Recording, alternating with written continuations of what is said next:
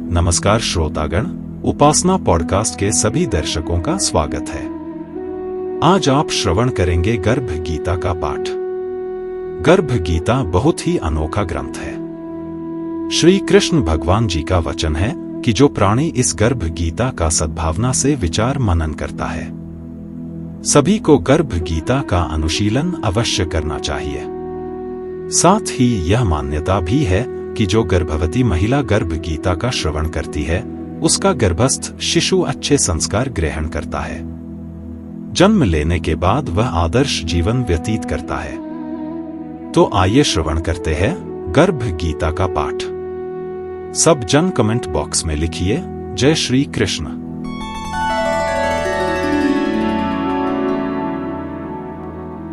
गर्भ गीता एक अद्वितीय और रहस्यमय संवाद है जो एक अजन्मे बच्चे और उसकी मां के बीच गर्भ में घटित होता है। यह प्राचीन ज्ञान का एक ऐसा भंडार है जो जीवन, मृत्यु, आत्मा और मोक्ष जैसे गूढ़ विषयों पर प्रकाश डालता है। गर्भ गीता एक छोटा लेकिन गहरा पाठ है जो जीवन, मृत्यु और आत्मा के बारे में महत्वपूर्ण आध्यात्मिक अंतर्दृष्टि प्रदान करता है। गर्भ में स्थित आत्मा का मार्मिक संवाद हमें सांसारिक जीवन की क्षणभंगुरता और आध्यात्मिक ज्ञान की आवश्यकता के बारे में सोचने पर मजबूर करता है।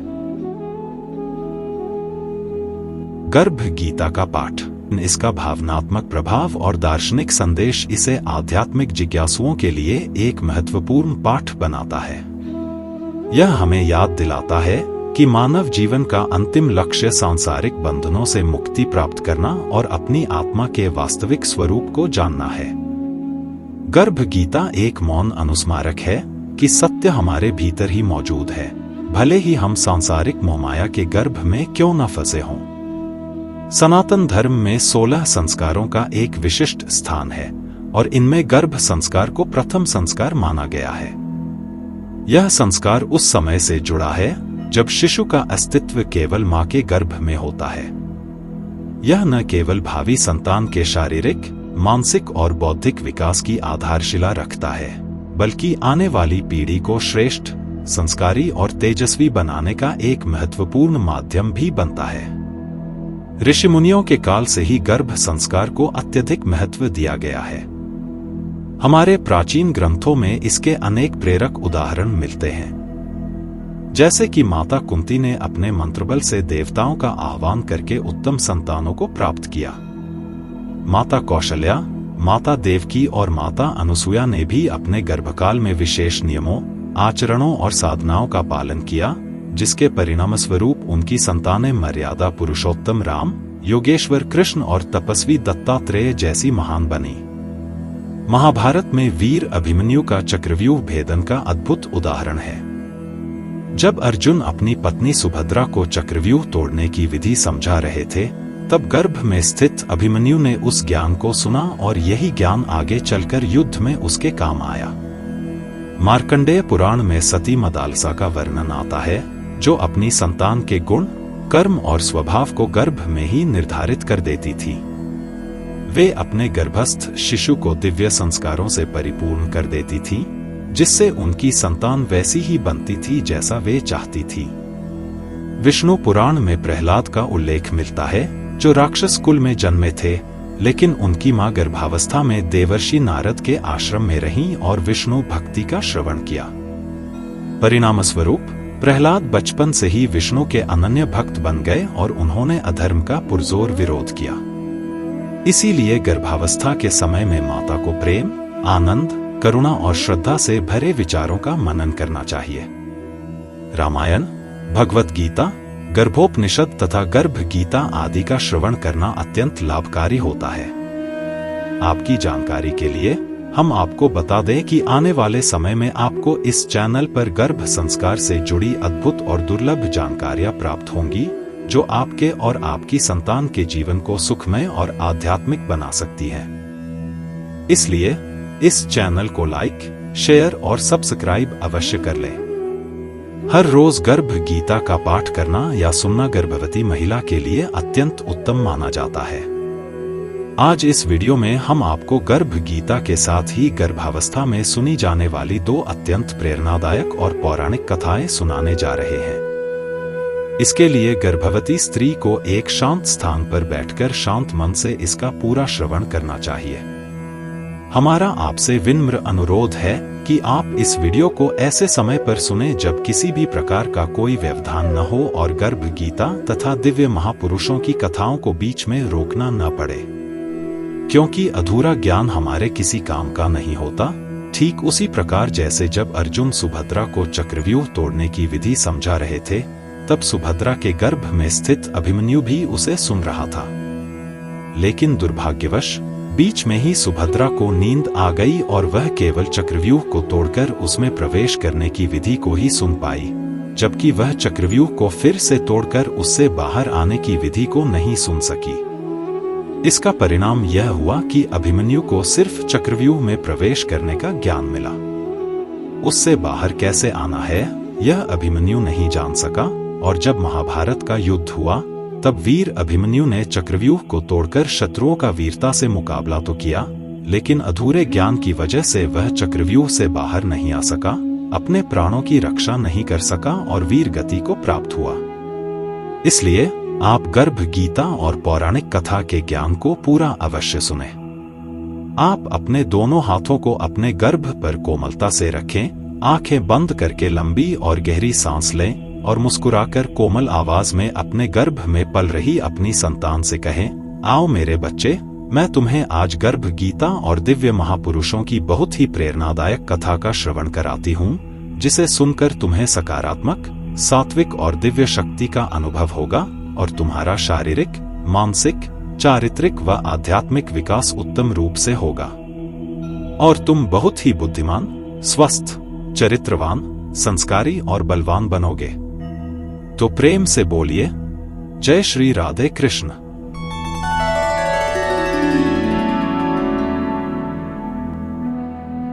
आइए सबसे पहले हम गर्भ गीता का पाठ श्रद्धापूर्वक प्रारंभ करते हैं। गर्भ संस्कार में गर्भ गीता के श्रवण का विशेष महत्व है। गर्भ गीता एक अत्यंत अनमोल और अद्वितीय आध्यात्मिक पाठ है।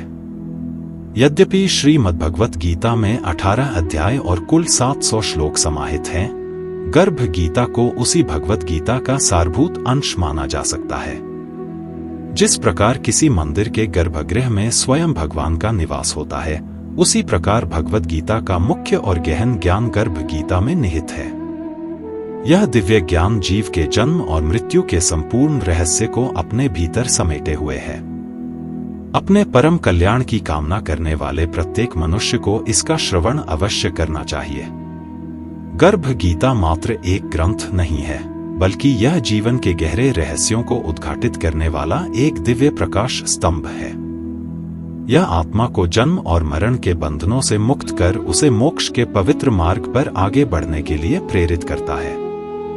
स्वयं भगवान श्री कृष्ण कहते हैं कि जो भी व्यक्ति श्रद्धा और भक्ति के साथ गर्भ गीता का मनन करता है, वह इस सांसारिक बंधनों से मुक्त होकर परम शांति को प्राप्त करता है। यह पवित्र ग्रंथ न केवल आत्मशुद्धि का मार्ग प्रशस्त करता है, बल्कि यह गर्भवती माताओं के लिए अमृत के समान परम लाभकारी है। गर्भ गीता में भगवान श्री कृष्ण अर्जुन को बताते हैं कि जब एक आत्मा मां के गर्भ में प्रवेश करती है तो वह मांस, मज्जा और रक्त के घने आवरण के बीच घिरी होती है। गर्भावस्था के 6ठे महीने में जब वह पूर्ण रूप से विकसित होने लगती है तो उसे अत्यंत असहनीय कष्ट का अनुभव होता है। उस कठिन क्षण में आत्मा गहराई से विचार करती है, हे प्रभु, मैंने ऐसा कौन सा अधर्म किया था जिसके कारण मुझे इस अंधकारमय और पीड़ादायक स्थान पर निवास करना पड़ रहा है। गर्भ में पल रही वह असहाय आत्मा ईश्वर से बार बार प्रार्थना करती है कि वह इस मोहमाया से परिपूर्ण दुनिया में जन्म न ले, परंतु अपने पूर्व जन्मों के कर्मों के अटल विधान के अनुसार उसका जन्म निश्चित होता है और ऐसा प्रतीत होता है कि ईश्वर उसकी व्याकुल प्रार्थना को अनसुना कर देते हैं। श्री कृष्ण आगे कहते हैं कि गर्भ में जीव को मृत्यु लोक से भी कहीं अधिक असहनीय कष्ट भोगना पड़ता है और यह पीड़ा उसके पूर्व जन्मों के संचित कर्मों के आधार पर ही निर्धारित होती है। गर्भ में निवास करते हुए आत्मा अपने द्वारा किए गए बुरे कर्मों पर गहरा पश्चाताप करती है और यह दृढ़ संकल्प लेती है कि इस जीवन में वह केवल अच्छे कर्म ही करेगी। किंतु जैसे जैसे जन्म का समय निकट आता जाता है, वह अपने किए हुए संकल्पों और पूर्व जन्मों के अनुभवों को धीरे धीरे भूलने लगती है। जन्म लेने के पश्चात उसे अपने पिछले जन्मों की कोई भी स्मृति शेष नहीं रहती और वह पुनः इस भौतिक संसार के क्षणिक मोह में बंध जाती है। गर्भ गीता केवल एक पवित्र शास्त्र ही नहीं है, बल्कि यह मानव जीवन का एक सच्चा दर्पण है, जो हमें यह गहन सत्य समझने में अमूल्य सहायता करता है कि हमारे वर्तमान कर्म ही हमारे भविष्य का निर्माण करते हैं। यह दिव्य ग्रंथ हमें जीवन के सही मार्ग का दिग्दर्शन कराता है, हमें आत्मज्ञान की ओर ले जाता है और हमारे जीवन को सच्चे अर्थों में सार्थक और उद्देश्यपूर्ण बनाता है। भगवान श्री कृष्ण का यह दिव्य वचन है कि जो भी प्राणी सद्भावना से इस गर्भ गीता पर विचार और मनन करता है, उसे फिर कभी गर्भवास में नहीं आना पड़ता। उसे जन्म और मृत्यु के अनवरत चक्र से मुक्ति मिल जाती है और ऐसी पवित्र आत्मा को अंततः भगवान के श्री चरणों में शाश्वत स्थान प्राप्त होता है। इसलिए हम सभी को गर्भ गीता का नियमित रूप से अनुशीलन अवश्य करना चाहिए। गर्भावस्था में एक मां न केवल अपने शिशु को जन्म देती है, बल्कि वह उसके भाग्य का भी निर्माण करती है। इसीलिए यह मान्यता भी सदियों से चली आ रही है कि जो गर्भवती स्त्री गर्भ गीता का नित्य श्रवण करके और इसके गहरे चिंतन तथा मनन के द्वारा इसके ज्ञान को अपने जीवन में अपनाती है, वह गर्भावस्था के दौरान आने वाली विभिन्न प्रकार की समस्याओं और बाधाओं को अत्यंत सहजता से पार कर जाती है। उसका गर्भस्थ शिशु श्रेष्ठ बुद्धि, उत्तम आचरण और शुभ संस्कारों को ग्रहण करता है। जन्म लेने के बाद वह एक आदर्श और अनुकरणीय जीवन व्यतीत करता है। इस प्रकार गर्भावस्था के दौरान गर्भ गीता को प्रतिदिन पढ़ने या सुनने से एक श्रेष्ठ और संस्कारी संतान की प्राप्ति निश्चित रूप से होती है। वास्तव में गर्भ गीता भगवान श्री कृष्ण और धनुर्धर अर्जुन के मध्य घटित एक ऐसा दिव्य और कल्याणकारी संवाद है, जिसमें अर्जुन अपनी स्वाभाविक जिज्ञासा के साथ भगवान श्री कृष्ण से महत्वपूर्ण प्रश्न पूछते हैं और सर्वज्ञानी भगवान श्री कृष्ण संपूर्ण सृष्टि के प्रत्येक प्राणी मात्र के परम कल्याण के उद्देश्य से अर्जुन के सभी प्रश्नों का सारगर्भित उत्तर देकर उनकी जिज्ञासा को शांत करते हैं।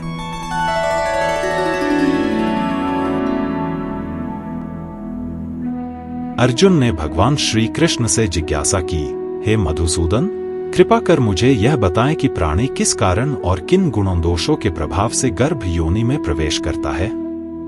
जीव जन्म से पूर्व गर्भ में कष्ट सहता है, जन्म के समय असहनीय पीड़ा अनुभव करता है और इसके पश्चात भी रोग एवं पीड़ा से दुखी रहता है। वृद्धावस्था में अनेक रोग उसे घेर लेते हैं और अंततः उसकी मृत्यु हो जाती है। अतः हे भगवान, कृपा करके मुझे वह ज्ञान दीजिए जिससे मनुष्य जन्म मृत्यु के दुखों से मुक्ति पा सके।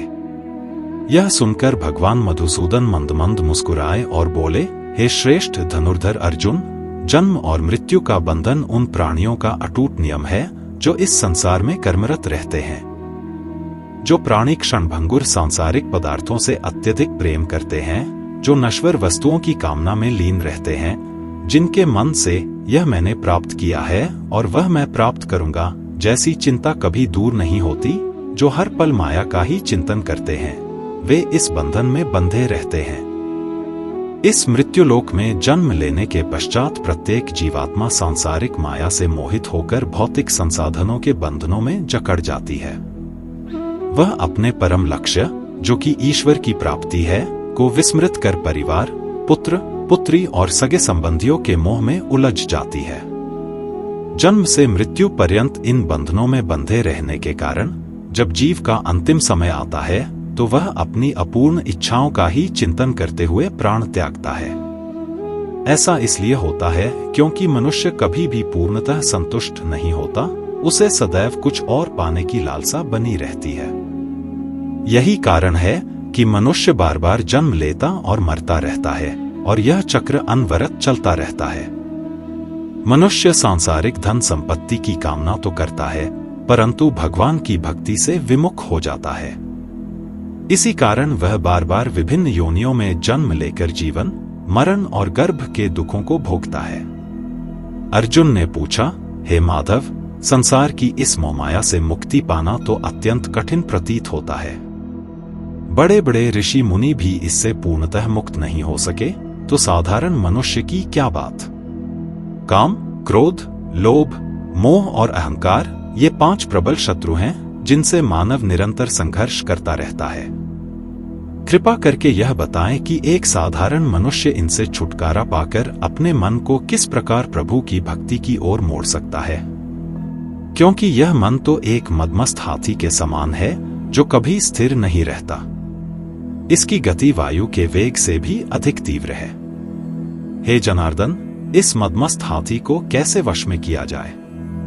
अर्थात मनुष्य को कौन से प्रयत्न करने चाहिए जिनसे मन को भक्ति में लगाया जा सके?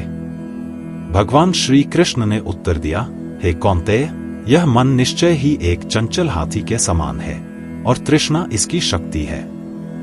मन इंद्रियों के वश में रहता है।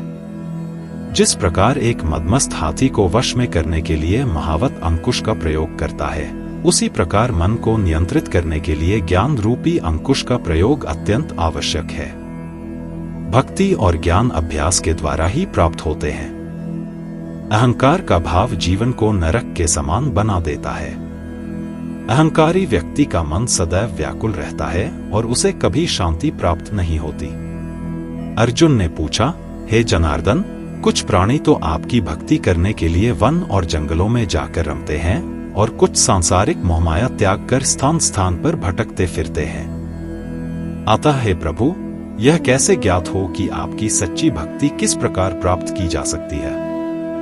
भगवान श्री कृष्ण ने कहा, हे अर्जुन, जो प्राणी मुझे खोजने के लिए जंगलों में भटकते हैं, वे सन्यासी और वैरागी कहलाते हैं। वे सिर पर जटाएं धारण करते हैं और भस्म लगाते हैं, लेकिन फिर भी वे मेरे दिव्य दर्शन नहीं कर पाते, क्योंकि उनमें सच्ची भक्ति और प्रेम का अभाव होता है। वे अहंकार में डूबे रहते हैं। तपस्या या वैराग्य का अहंकार मेरी भक्ति प्राप्त करने में एक बड़ी बाधा है। शुद्ध मन से भक्ति करने वाले सतत अभ्यासी, जो काम, क्रोध, मोह, लोभ और अहंकार से परे हैं, मैं उन्हीं को अपने दर्शन देता हूं। अर्जुन ने पूछा, हे मधुसूदन, मनुष्य इन 5 विकारों से ग्रस्त होकर अपने बहुमूल्य सांसारिक जीवन को नष्ट कर लेता है। हे माधव, वह कौन सा पाप है जिसके कारण किसी की पत्नी की मृत्यु अल्प आयु में ही हो जाती है? पिता के जीवित रहते पुत्र की मृत्यु हो जाती है, और किस पाप के कारण व्यक्ति नपुंसक हो जाता है? श्री भगवान बोले, हे अर्जुन, जो व्यक्ति किसी से ऋण लेकर उसे वापस नहीं चुकाता, वह इस पाप कर्म के कारण अपनी पत्नी को खो देता है। उसी प्रकार जो किसी की धरोहर को नहीं लौटाता, उसके पुत्रों की मृत्यु हो जाती है। जो व्यक्ति किसी को सहायता करने का वचन देकर भी समय पर उसकी सहायता नहीं करता, वह नपुंसक हो जाता है। यह सभी अत्यंत भयंकर पाप हैं। अर्जुन ने पुनः पूछा, हे कृपानिधान, मनुष्य किस पाप के कारण सदैव रोगी रहता है और किस पाप के कारण बोझा ढोने वाले गधे का जन्म पाता है? स्त्री तथा गधे का जन्म प्राणी को किस पाप कर्म के कारण मिलता है? मनुष्य किस कुकर्म के फल स्वरूप जघन्य पशु बनता है? श्री भगवान कहते हैं, हे धनुर्धारी, जो मनुष्य कन्या अथवा स्त्री को बेचने का कार्य करता है, अथवा जो कन्यादान करता है और उस कन्यादान का मूल्य लेता है, वह सदैव भयंकर रोगों से पीड़ित रहता है। जो अभक्ष्य भोजन करता है, विषय विकारों के लिए मदिरा पान करता है और दूसरों को प्रताड़ित करता है, वह गधे का जन्म पाता है। जो झूठी गवाही देने वाला होता है, वह भाग्यहीन स्त्री का जन्म पाता है। जो भोजन बनाकर पहले स्वयं खा लेता है और बाद में भगवान को दान करता है, भोग लगाता है, वह बिल्ली या सूअर की योनि में जन्म लेता है। अर्जुन पूछते हैं, हे कृपानिधान, इस संसार में जिन प्राणियों को आपने स्वर्ण प्रदान किया है, उन्होंने कौन सा पुण्य किया है? और जिन प्राणियों को आपने धन धान्य और उत्तम वाहन दिए हैं, उन्होंने कौन से पुण्य किए हैं? इस संसार में आपने किसी को इतना सुंदर बनाया है और किसी को इतना कुरूप, किसी को धनवान बनाया और किसी को निर्धन, ऐसा क्यों है भगवान? भगवान श्री कृष्ण कहते हैं, हे धनंजय, जो उत्तम रीति नीति से किसी सुपात्र को स्वर्ण दान करता है, वह उत्तम वाहन और धनधान्य प्राप्त करता है। जो भगवान को साक्षी मानकर कन्यादान करते हैं, वे उत्तम पुरुष का जन्म पाते हैं। हे अर्जुन, जिन प्राणियों ने अन्न दान किया है, उनका स्वरूप सुंदर होता है, और जिन्होंने विद्या दान किया है, वे विद्वान होते हैं। जो संतों की सेवा करते हैं, वे धनवान और पुत्रवान होते हैं।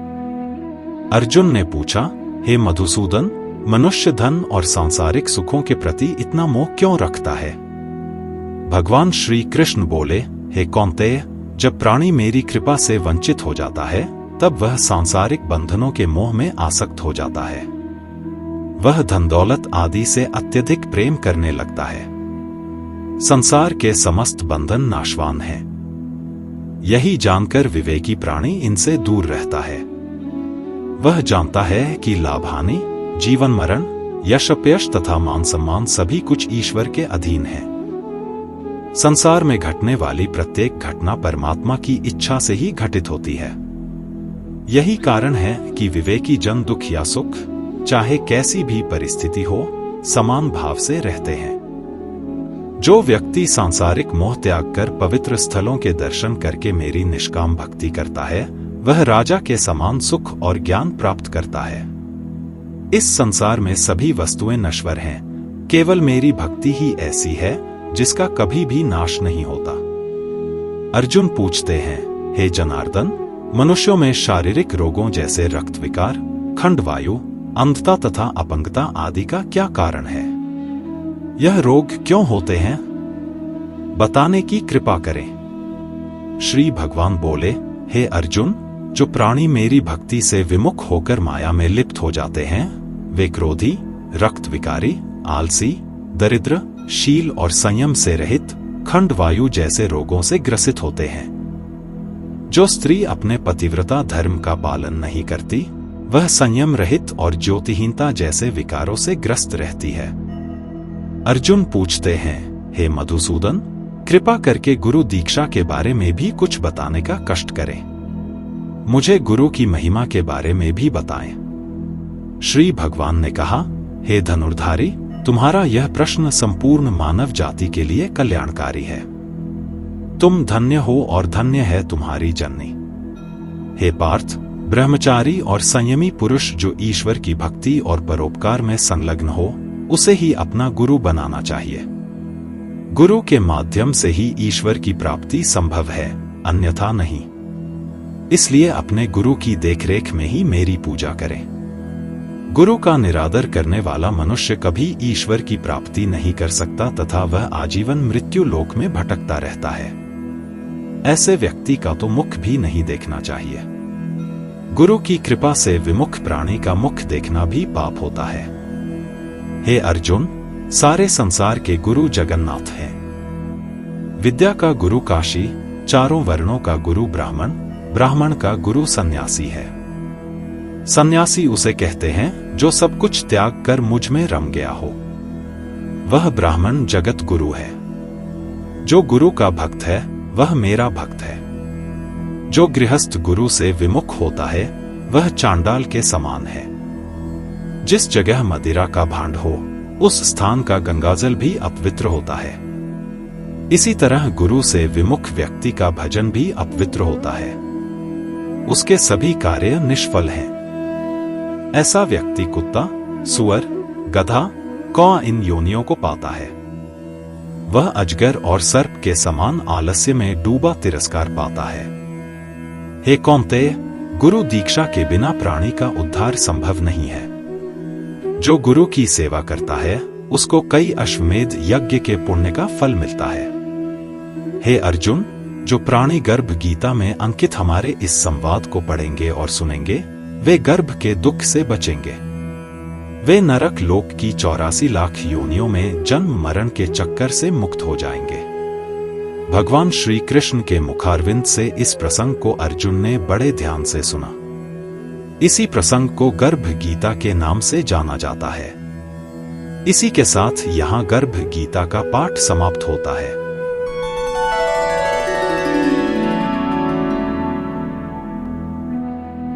हे श्रेष्ठ, ज्ञानी और संस्कारी संतान की प्राप्ति के लिए अब अपने गर्भस्थ शिशु को सतयुग की एक अत्यंत प्रेरणादायक और दिव्य कथा सुनाएं। त्रेता युग के एक ऐसे अद्वितीय ऋषि की अत्यंत प्रेरणादायक और दिव्य कथा श्रवण करते हैं जिनकी प्रतिभा विलक्षण थी।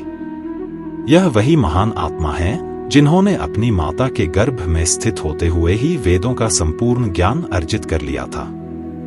मात्र 12 वर्ष की आयु में उन्होंने अपने पिता को शास्त्रार्थ में पराजित करने वाले प्रकांड पंडित को भी परास्त कर दिया था। इन्हीं ऋषि को मिथिला नरेश राजा जनक, जो माता सीता के पिता थे, ने अपना गुरु स्वीकार किया था। उनकी वाणी और विचार आज भी समाज को सत्य का मार्ग दिखाते हैं। अब हम ऋषि अष्टावक्र जी की जीवन गाथा से प्रेरणा ग्रहण करते हैं। उस युग में अनेक ऋषि अपने आश्रमों में वेद शास्त्रों की शिक्षा प्रदान करते थे। ऐसे ही एक महान ऋषि उदालक के प्रिय शिष्य थे कहोड़, जो वेदों के ज्ञाता थे। जब कहोड़ की शिक्षा पूर्ण हुई तो ऋषि ने अपनी विदुषी और गुणवान पुत्री सुजाता का विवाह उनसे कर दिया। कुछ समय पश्चात सुजाता गर्भवती हुई। उनकी प्रबल इच्छा थी कि उनकी संतान अपने पिता से भी अधिक ज्ञानी, तपस्वी और परम विद्वान बने। इसलिए गर्भावस्था के दौरान वे स्वयं भी अपने पति के साथ वेदों के अध्ययन में संलग्न रहीं। एक दिन जब कहोड़ गर्भवती सुजाता को शास्त्रों का पाठ करा रहे थे तो उन्हें 8 बार ऐसा अनुभव हुआ कि गर्भ में स्थित बालक उनके ज्ञान पर तर्क कर रहा है। यह उन्हें अपमानजनक प्रतीत हुआ और उन्होंने क्रोधित होकर गर्भस्थ शिशु को शाप दे दिया, तू जो मुझसे गर्भ में रहते हुए ही वाद विवाद करता है, मैं तुझे शाप देता हूं कि तू 8 अंगों से वक्र होकर जन्म लेगा। सुजाता ने इस बात को गंभीरता से नहीं लिया और पूर्ववत अपने आहार, विचार और वातावरण को शुद्ध रखते हुए बालक के उत्तम गर्भ संस्कार में लगी रहीं। कुछ समय उपरांत मिथिला के राजा जनक ने एक घोषणा की कि जो भी विद्वान पंडित बंदी नामक शास्त्रार्थी को शास्त्रार्थ में पराजित करेगा उसे 1000 स्वर्ण मुद्राएं प्रदान की जाएंगी, परंतु हारने वाले को मृत्युदंड दिया जाएगा।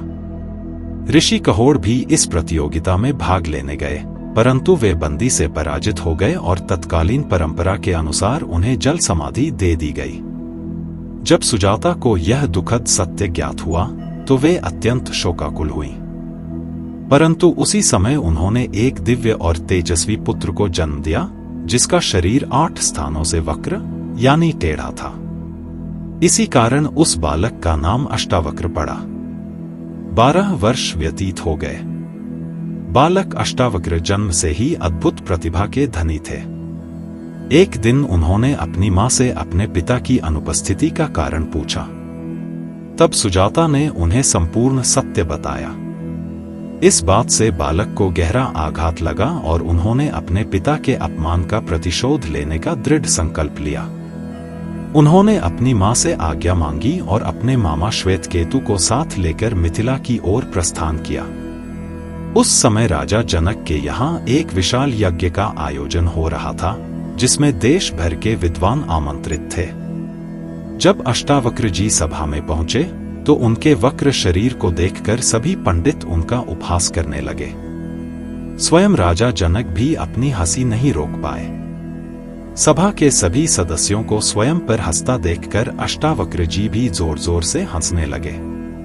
तब राजा जनक ने पूछा कि इन सब का हंसना तो समझ में आता है, परंतु तुम किस कारण हंस रहे हो? अष्टावक्र जी बोले, मैं इस सभा पर हंस रहा हूं कि यहाँ बैठे सभी विद्वान मूर्ख और अंधे हैं, जो केवल चमड़ी की पहचान करते हैं, आत्मा की नहीं। ये शरीर की वक्रता को देखते हैं, परंतु ज्ञान के तेज को नहीं। क्या मंदिर के टेढ़े होने से भगवान टेढ़े हो जाते हैं? क्या घड़े के टेढ़ेपन से उसमें भरा जल टेढ़ा हो जाता है? वैसे ही शरीर चाहे कैसा भी हो, आत्मा तो शुद्ध, दिव्य और अजेय है। यह सुनकर पूरी सभा स्तब्ध रह गई। राजा जनक ने क्षमा याचना की और पूछा, बताओ बालक, तुम कौन हो? अष्टावक्र जी ने अपना परिचय दिया और कहा कि वे उसी कहोड़ के पुत्र हैं जिन्हें पंडित बंदी ने मृत्युदंड दिया था। अष्टावक्र जी ने पंडित बंदी से शास्त्रार्थ करने की इच्छा व्यक्त की। सभा में शास्त्रार्थ आरंभ हुआ और कुछ ही समय में अष्टावक्र जी ने अपने दिव्य ज्ञान से पंडित बंदी को पराजित कर दिया। उन्होंने कहा, सत्य ज्ञान अहंकार को नष्ट करता है, जबकि अधूरा ज्ञान अहंकार को जन्म देता है। तुमने शास्त्रों का प्रयोग विनाश के लिए किया, यह पाप है और तुम्हें इसका दंड अवश्य मिलेगा। राजा जनक ने बंदी को मृत्युदंड देने का आदेश दिया। तब बंदी ने कहा, मुझे यह दंड स्वीकार है, क्योंकि इससे मुझे मेरे पिता श्री वरुण के दर्शन होंगे। परंतु मैं जाते जाते एक वरदान देता हूँ, तुम्हारे पिता कहोड़ और सभी अन्य ब्राह्मण जिन्हें जल समाधि दी गई थी, वे अब जीवित अवस्था में जल से बाहर आएंगे। सभा नदी के तट पर पहुंची और देखा कि सभी ब्राह्मण एक एक करके जल से बाहर आ रहे हैं। ऋषि कहोड़ भी बाहर आए और अपने पुत्र से गले मिलकर अत्यंत भावुक हुए। अष्टावक्र ने अपने पिता कहोड़ को आश्रम लौटने का आग्रह किया। राजा जनक अष्टावक्र जी के अद्भुत ज्ञान और आत्मबल से अत्यंत प्रभावित हुए। उन्होंने अष्टावक्र जी को अपना गुरु स्वीकार कर लिया और जीवन भर उनसे गूढ़ ज्ञान की शिक्षा ग्रहण की। उनके साथ हुए संवादों का संग्रह अष्टावक्र गीता के रूप में प्रसिद्ध है, जिसमें 20 अध्याय हैं और यह आज भी भगवत गीता के पश्चात सबसे प्रभावशाली ग्रंथों में मानी जाती है। इस कथा से हमें अनेक शिक्षाएं मिलती हैं, परंतु सबसे महत्वपूर्ण बात यह है कि माता के गर्भ से ही संतान का व्यक्तित्व, उसका चरित्र और उसका भविष्य आकार लेता है। सुजाता चाहती थी कि उनकी संतान ज्ञानी बने और उन्होंने उसी अनुरूप गर्भ संस्कार किए। परिणामस्वरूप पिता के शाप के बावजूद केवल शरीर वक्र हुआ, ज्ञान नहीं, और उसी ज्ञान के कारण आज भी हम अष्टावक्र जी को श्रद्धा से स्मरण करते हैं। इसीलिए हम सभी माताओं से विनम्र प्रार्थना करते हैं कि गर्भावस्था में केवल शारीरिक पोषण ही नहीं, बल्कि मानसिक और आध्यात्मिक पोषण भी उतना ही आवश्यक है। यदि हम चाहते हैं कि हमारी संतान तेजस्वी, प्रतिभाशाली और धर्मनिष्ठ बने, तो हमें गर्भ संस्कार पर विशेष ध्यान देना चाहिए।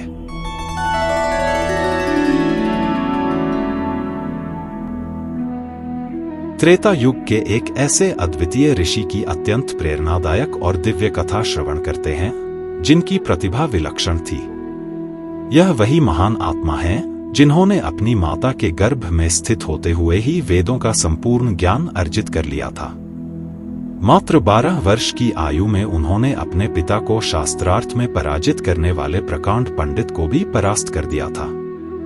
इन्हीं ऋषि को मिथिला नरेश राजा जनक, जो माता सीता के पिता थे, ने अपना गुरु स्वीकार किया था। उनकी वाणी और विचार आज भी समाज को सत्य का मार्ग दिखाते हैं। अब हम ऋषि अष्टावक्र जी की जीवन गाथा से प्रेरणा ग्रहण करते हैं। उस युग में अनेक ऋषि अपने आश्रमों में वेद शास्त्रों की शिक्षा प्रदान करते थे। ऐसे ही एक महान ऋषि उदालक के प्रिय शिष्य थे कहोड़, जो वेदों के ज्ञाता थे। जब कहोड़ की शिक्षा पूर्ण हुई, तो ऋषि ने अपनी विदुषी और गुणवान पुत्री सुजाता का विवाह उनसे कर दिया। कुछ समय पश्चात सुजाता गर्भवती हुई। उनकी प्रबल इच्छा थी कि उनकी संतान अपने पिता से भी अधिक ज्ञानी, तपस्वी और परम विद्वान बने। इसलिए गर्भावस्था के दौरान वे स्वयं भी अपने पति के साथ वेदों के अध्ययन में संलग्न रहीं। एक दिन जब कहोड़ गर्भवती सुजाता को शास्त्रों का पाठ करा रहे थे, तो उन्हें 8 बार ऐसा अनुभव हुआ कि गर्भ में स्थित बालक उनके ज्ञान पर तर्क कर रहा है। यह उन्हें अपमानजनक प्रतीत हुआ और उन्होंने क्रोधित होकर गर्भस्थ शिशु को शाप दे दिया, तू जो मुझसे गर्भ में रहते हुए ही वाद विवाद करता है, मैं तुझे शाप देता हूँ कि तू 8 अंगों से वक्र होकर जन्म लेगा। सुजाता ने इस बात को गंभीरता से नहीं लिया और पूर्ववत अपने आहार, विचार और वातावरण को शुद्ध रखते हुए बालक के उत्तम गर्भ संस्कार में लगी रहीं। कुछ समय उपरांत मिथिला के राजा जनक ने एक घोषणा की कि जो भी विद्वान पंडित बंदी नामक शास्त्रार्थी को शास्त्रार्थ में पराजित करेगा, उसे 1000 स्वर्ण मुद्राएं प्रदान की जाएंगी, परंतु हारने वाले को मृत्युदंड दिया जाएगा। ऋषि कहोड़ भी इस प्रतियोगिता में भाग लेने गए, परंतु वे बंदी से पराजित हो गए और तत्कालीन परंपरा के अनुसार उन्हें जल समाधि दे दी गई।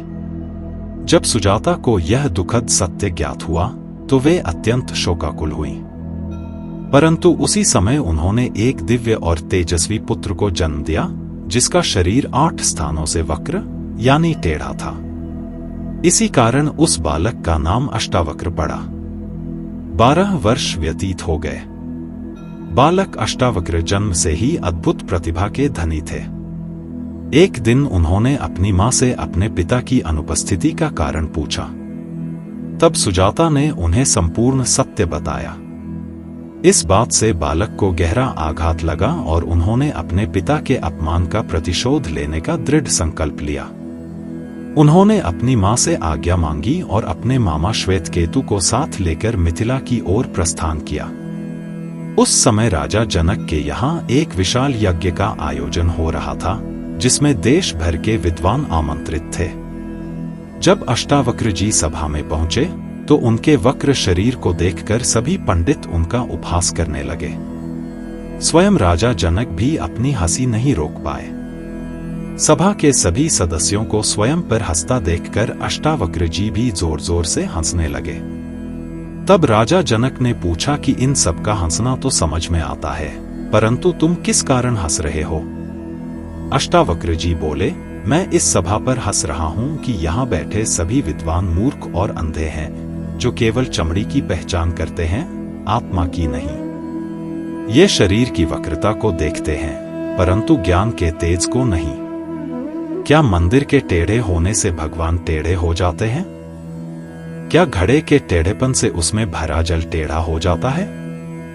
वैसे ही शरीर चाहे कैसा भी हो, आत्मा तो शुद्ध, दिव्य और अजेय है। यह सुनकर पूरी सभा स्तब्ध रह गई। राजा जनक ने क्षमा याचना की और पूछा, बताओ बालक, तुम कौन हो?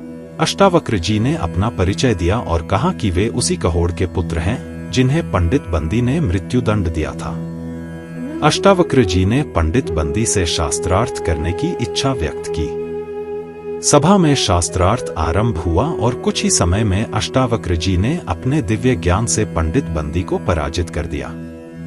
उन्होंने कहा, सत्य ज्ञान अहंकार को नष्ट करता है, जबकि अधूरा ज्ञान अहंकार को जन्म देता है। तुमने शास्त्रों का प्रयोग विनाश के लिए किया, यह पाप है और तुम्हें इसका दंड अवश्य मिलेगा। राजा जनक ने बंदी को मृत्युदंड देने का आदेश दिया। तब बंदी ने कहा, मुझे यह दंड स्वीकार है, क्योंकि इससे मुझे मेरे पिता श्री वरुण के दर्शन होंगे। परंतु मैं जाते जाते एक वरदान देता हूँ, तुम्हारे पिता कहोड़ और सभी अन्य ब्राह्मण जिन्हें जल समाधि दी गई थी, वे अब जीवित अवस्था में जल से बाहर आएंगे। सभा नदी के तट पर पहुंची और देखा कि सभी ब्राह्मण एक एक करके जल से बाहर आ रहे हैं। ऋषि कहोड़ भी बाहर आए और अपने पुत्र से गले मिलकर अत्यंत भावुक हुए। अष्टावक्र ने अपने पिता कहोड़ को आश्रम लौटने का आग्रह किया। राजा जनक अष्टावक्र जी के अद्भुत ज्ञान और आत्मबल से अत्यंत प्रभावित हुए। उन्होंने अष्टावक्र जी को अपना गुरु स्वीकार कर लिया और जीवन भर उनसे गूढ़ ज्ञान की शिक्षा ग्रहण की। उनके साथ हुए संवादों का संग्रह अष्टावक्र गीता के रूप में प्रसिद्ध है, जिसमें 20 अध्याय हैं और यह आज भी भगवत गीता के पश्चात सबसे प्रभावशाली ग्रंथों में मानी जाती है। इस कथा से हमें अनेक शिक्षाएं मिलती हैं, परंतु सबसे महत्वपूर्ण बात यह है कि माता के गर्भ से ही संतान का व्यक्तित्व, उसका चरित्र और उसका भविष्य आकार लेता है। सुजाता चाहती थी कि उनकी संतान ज्ञानी बने और उन्होंने उसी अनुरूप गर्भ संस्कार किए।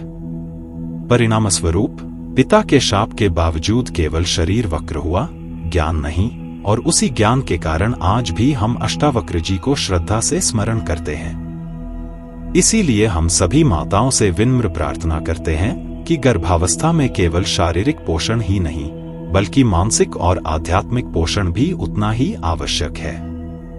यदि हम चाहते हैं कि हमारी संतान तेजस्वी, प्रतिभाशाली और धर्मनिष्ठ बने, तो हमें गर्भ संस्कार पर विशेष ध्यान देना चाहिए।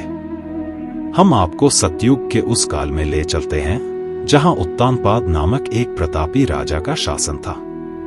उनकी 2 रानियां थीं, सुरुचि और सुनीति। सुरुचि अत्यंत सुंदर और राजा की प्रिय थी, जिनके पास सांसारिक सुख सुविधाओं की कोई कमी नहीं थी। इसी कारण सुरुचि का पुत्र उत्तम भी अपने पिता राजा उत्तानपाद का अत्यंत लाडला था। दूसरी ओर रानी सुनीति राजमहल के बाहरी भाग में निवास करती थी। उनका स्वभाव महान आत्माओं के समान था। वे धर्म के मार्ग पर चलती थीं और सभी के प्रति दया, प्रेम और करुणा का भाव रखती थी। ऐसे ही उदात्त आचरण को देखते हुए उनका पुत्र ध्रुव बड़ा हो रहा था। एक प्रभात काल में जब भगवान सूर्य का प्रकाश धीरे धीरे पूरे राज्य को आलोकित कर रहा था, सभी बच्चे अपने मित्रों के साथ घर के बाहर विभिन्न क्रीड़ाओं में मग्न थे। राजमहल के भीतर राज दरबार सजा हुआ था। राजा उत्तानपाद अपनी प्रिय रानी सुरुचि के साथ सिंहासन पर विराजमान थे और अपनी गोद में बैठे पुत्र उत्तम को स्नेह से दुलार रहे थे। उसी समय खेलते खेलते ध्रुव भी महल में प्रवेश करता है। अपने पिता को देखकर उसका मन भी स्नेह पाने के लिए लालायित हो उठा। वह भी अपने पिता के समीप पहुंचा और जैसे ही उसने अपना हाथ राजा के चरणों पर रखा और उनकी गोद में बैठने का प्रयास किया, इससे पहले ही रानी सुरुचि ने उसका हाथ झटक दिया। वह अत्यंत क्रोधित होकर बोली, तुम अपने पिता की गोद में बैठने के योग्य नहीं हो। तुम एक अभागे हो। तुम्हें अपना भाग्य बदलने और मेरी कोख से जन्म लेने का सौभाग्य पाने के लिए पूरे जीवन पुण्य कर्म करने होंगे, तभी तुम अपने पिता का प्रेम और दुलार पा सकते हो। राजा उत्तानपाद को थोड़ा बुरा अवश्य लगा, परंतु वे अपनी प्रिय रानी के विरुद्ध जाने का साहस नहीं जुटा सके। छोटा सा बालक ध्रुव अपनी सौतेली माँ की बातों को पूरी तरह से समझ नहीं पा रहा था, परंतु वह इतना अवश्य समझ गया था कि सबके सामने उसका अपमान हो रहा है और उसके पिता भी उसका समर्थन नहीं कर रहे हैं। इसी कारण वह रोता बिलखता माँ माँ पुकारता हुआ राजमहल से बाहर चला गया। पूजा कक्ष में बैठी रानी सुनीति ने अपने पुत्र की करुण पुकार सुनकर कांप उठी। वह तुरंत बाहर भागी और अपने बच्चे को अपनी छाती से लगा लिया। किसी अप्रिय घटना की आशंका से उनका हृदय व्यथित हो उठा। उन्होंने धीरे से ध्रुव के दुख का कारण पूछा। माँ, पिताजी मुझसे बिल्कुल प्यार नहीं करते। वे मुझे अपनी गोद में भी नहीं बिठाते। वे केवल उत्तम को प्यार करते हैं। माँ, ऐसा क्यों? माँ, मैंने उनका क्या बिगाड़ा है? क्या मैं इतना बुरा हूं? माँ, क्या मैं इतना बुरा हूं? सुनीति ने कहा, ऐसा नहीं कहते बेटा। सुनीति सब समझती थी, परंतु उस छोटे से बालक को कैसे समझाती? वह उसे क्या बताती कि क्यों उनके पिता ने उन्हें और ध्रुव को इस प्रकार का जीवन दिया है? स्थिति को समझते हुए सुनीति ने अपने पुत्र से कहा, मेरे बच्चे, तुम्हारे लिए पिता से भी श्रेष्ठ गोद और एक उच्च सिंहासन सुरक्षित रखा गया है। तुम्हें संसार के सबसे बड़े राजा की गोद में बैठना है। यह कहकर उन्होंने अपने मंदिर में स्थापित भगवान नारायण की तस्वीर दिखाई। भगवान की गोद। ध्रुव की आंखों में एक चमक आ गई, परंतु वह अभी केवल 6 वर्ष का एक छोटा बालक था। उसने उत्सुकता से अपनी माँ से पूछा, माँ, मैं उन तक कैसे पहुंचूं? मैं उनकी गोद में कैसे बैठूंगा? माँ को भी आज न जाने कहां से साहस मिल रहा था। उन्होंने ध्रुव के सभी प्रश्नों का स्पष्ट उत्तर दिया। उन्होंने कहा, बेटा, उसके लिए तुम्हें कठिन तपस्या करनी होगी।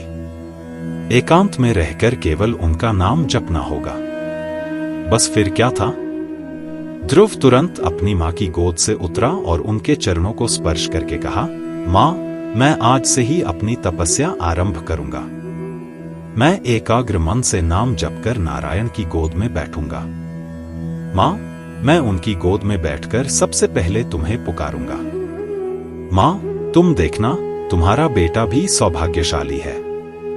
वह ब्रह्मांड के राजा की गोद में बैठेगा। माँ कुछ समझ पाती, इससे पहले ही ध्रुव जंगल की ओर चल पड़ा। माँ एकदम बिलख पड़ी और भागकर ध्रुव के रास्ते में खड़ी हो गई। जिस छोटे से बच्चे ने आज तक राजमहल के बाहर कदम भी नहीं रखा था, वह जंगल में अकेला कैसे जीवित रहेगा? क्या यह उसकी जंगल जाने की उम्र है? रानी फूट फूट कर रोने लगी, परंतु ध्रुव नहीं रुका। अपनी मां को समझाते हुए उसने कहा, मां, नारायण को पाना आसान नहीं है, तपस्या तो करनी ही होगी। तुम्हारा बेटा करेगा मां, वह भी सौभाग्यशाली बनेगा। मां रोती रही और वह आगे बढ़ता रहा।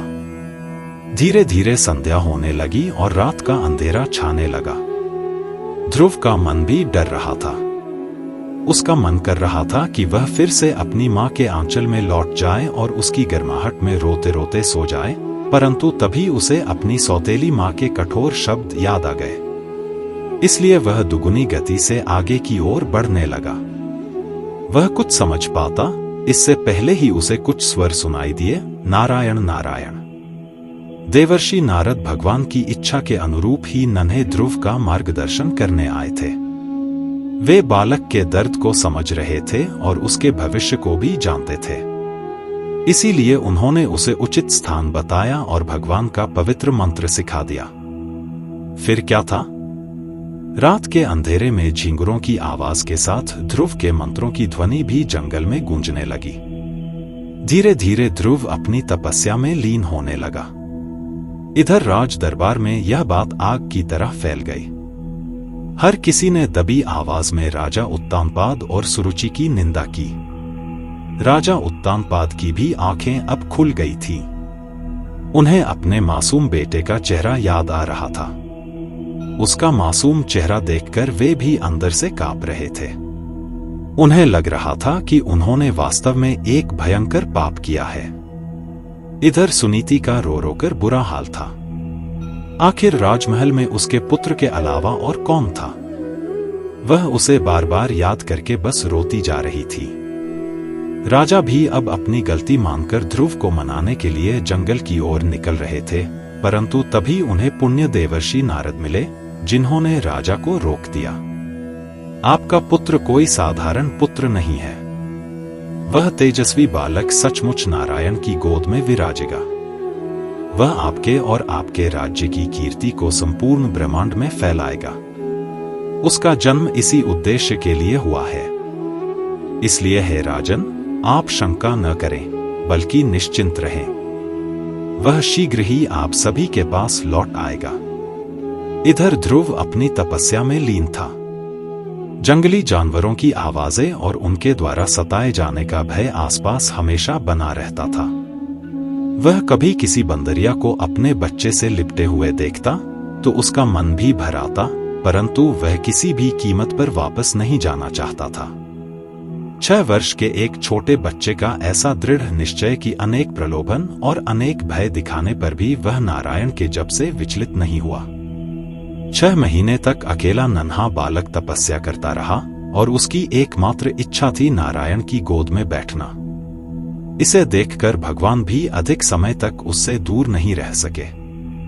वे ध्रुव के समीप पहुंचे और प्यार से उसके सिर पर हाथ रखा। ध्रुव ने अपनी आंखें खोली। उसे विश्वास नहीं हो रहा था कि उसके सम्मुख कौन खड़ा है, चतुर्भुज रूप में स्वयं नारायण। वह बार बार अपनी आंखें बंद करता और खोलता, स्वयं को चुटकी काटता। वह समझ ही नहीं पा रहा था कि उसके साथ क्या हो रहा है। भगवान उसकी मासूमियत देखकर मुस्कुराए और उसे तुरंत उठाकर अपनी गोद में बिठा लिया। मानो अब तो धरती और आकाश सब पुष्प वर्षा कर रहे हों, जंगल की प्रत्येक कली फूल बनकर उस पर गिर जाना चाहती हो, प्रकृति खुशी से झूमना चाहती हो, सारे पक्षी खुशी से गाने लगे हों और हवाएं मधुर स्वर में वाद्य यंत्र बजा रही हों। पूरे वातावरण में एक अद्भुत आनंद छा गया। ध्रुव की आंखें खुशी से टिमटिमाने लगी। वह धीरे से प्रभु से बोला, प्रभु, अब कोई मुझे और मेरी मां को अभागा नहीं कहेगा, है ना? भगवान ने अपने दोनों हाथों से कसकर ध्रुव को अपनी गोद में समेट लिया और कहा, नहीं बेटा, तुम ब्रह्मांड में वह स्थान पाओगे जिसके आगे देवी देवता और सप्तर्षि भी परिक्रमा करेंगे। प्रलय काल में भी तुम सुरक्षित रहोगे। तुम्हारी कीर्ति अनंत जन्मों तक फैली रहेगी। हर मनुष्य तुम जैसी संतान की प्राप्ति करना चाहेगा। तुम और तुम्हारी मां श्रेष्ठ गति को प्राप्त करोगे। ध्रुव ने अपने दोनों हाथ जोड़कर प्रभु को नमन किया। भगवान श्री कृष्ण आपको और आपकी संतान को सदैव स्वस्थ और प्रसन्न रखे। जय श्री राधे कृष्ण। हम आशा करते हैं कि आपको यह वीडियो अवश्य पसंद आया होगा। वीडियो को लाइक और शेयर करके कमेंट में जय श्री कृष्ण लिखना न भूलें और ऐसे ही ज्ञानवर्धक वीडियो प्राप्त करने के लिए हमारे चैनल को सब्सक्राइब करें।